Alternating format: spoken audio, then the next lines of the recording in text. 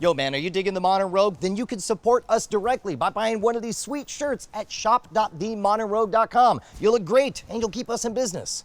I've never had an Aviation, but I assume it's got to be equal parts inconvenience, unconstitutional searches, and $12 beers. Also, jet fuel, a little curacao, and then while you drink it, a kid kicks you in the ass repeatedly. Because I'm a Modern Rogue! Making the Aviation.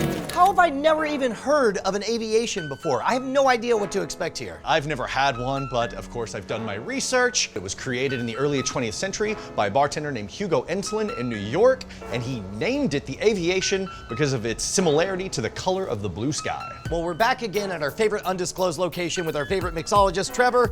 Walk us through how to make an Aviation. Okay, this drink is going to be served up, so we're going to get a chilled glass. A coupe. A coupe. Yes, It took me a second. It's a coupe. It's a coupe. It's a coupe. There's nothing too complicated about this drink. You're gonna find some of the ingredients are a little bit harder to get and maybe a little bit more pricey, but in the end, we'll have a great drink. Right on. So what we're gonna start off with is a 1/4 ounce of lemon juice. Next, we're going to be using a luxardo maraschino liqueur. Time out. That's a lot of words. Maraschino, I think of maraschino cherries, Yes, right? same family and same flavor profile as well. Now, wait a minute. I thought it would be red, like a sherry or something. The red comes from the aging of the cherries and in the cask.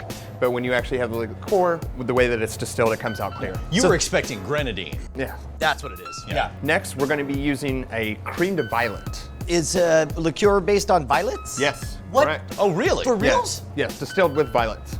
Take a whiff. Oh, wow. Smells like flowers, right? Right. Yeah. Okay. That's amazing. Who would have thought? I'm going to take this specific flour and I'm going to let it ferment and distill it. And make and booze out of it. Make booze, Yeah. And again, this is just going to be a 1/4 ounce of this. So far we're a 1/4 ounce. Oh, look at that. Oh, what? It's purple, because violets. Makes sense, right? Yeah, of course. Okay, then next, you can use any type of gin you want. We're gonna be using Moody June gin, Texas gin. Now, a lot of people don't like gin, and I disagree with them terribly. People who don't like gin typically have never had a good gin. But there are so many different flavor profiles in gin, you can find one that's right for you. You can use upwards of 3 ounces of gin in this drink. Holy cow. We're just gonna use 2. We're gonna pour that right in there. Next, we're gonna add ice to our yarai.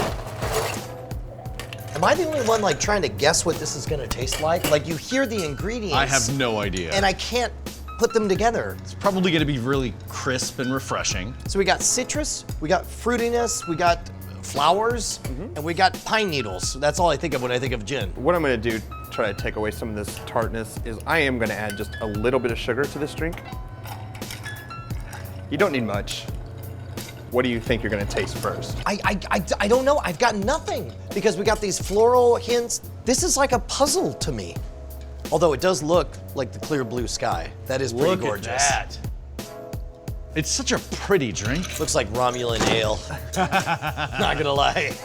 To garnish this, we're just gonna take a lemon swath that I've already cut with a maraschino cherry.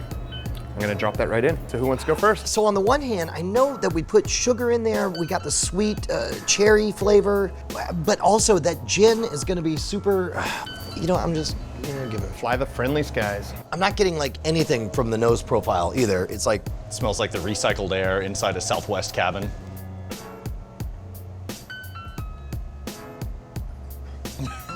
he's perplexed. You stumped him. whatever it is you think, it's not. Okay. Like in your mind, decide what you think it's gonna taste like. Okay, And then yeah. tell me if I'm right.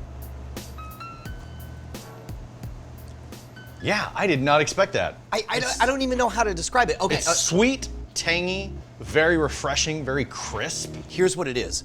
I watched all those ingredients go in, and I can detect none of them in the final combined product. I cannot taste the cherry, I cannot taste the lemon, I cannot taste the gin, the juniper. The violet. It all has a very distinct profile, but none of the constituent flavors themselves are distinct. I think this might be the most mysterious, surprising drink that we've done on the Modern Rogue so far. Do you like it? Oh, yes, no, it's delightful. 1/4 ounce of lemon juice, a 1/4 ounce of crème de violette, a 1/4 ounce of luxardo maraschino liqueur, and then 2 to 3 ounces of gin with a little dash of sugar in this one. I gotta tell you, out of everything we've done, this is the one I'm gonna say, it has to be drunk to be believed. I can't describe how all those ingredients somehow magically taste amazing. I've seen some versions of it, and I guess it depends on the crème de violette that they use. It is a rich, rich blue or a very deep purple. And depending on, like, if I use that blue coat gin, it will taste completely different.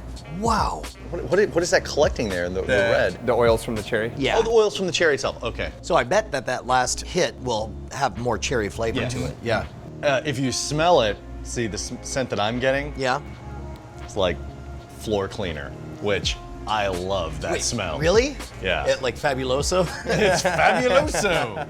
See, that's what I get from gin, though, because gin smells very, very clean to me. It does smell like a degreasing agent. Gin does, yeah. Which I love it. I don't know if it's this one or the fact that we've been drinking all morning, but I'm starting to feel it. We don't have a problem. You have a problem. Yeah, your face has a problem. Your problem is you're not drinking.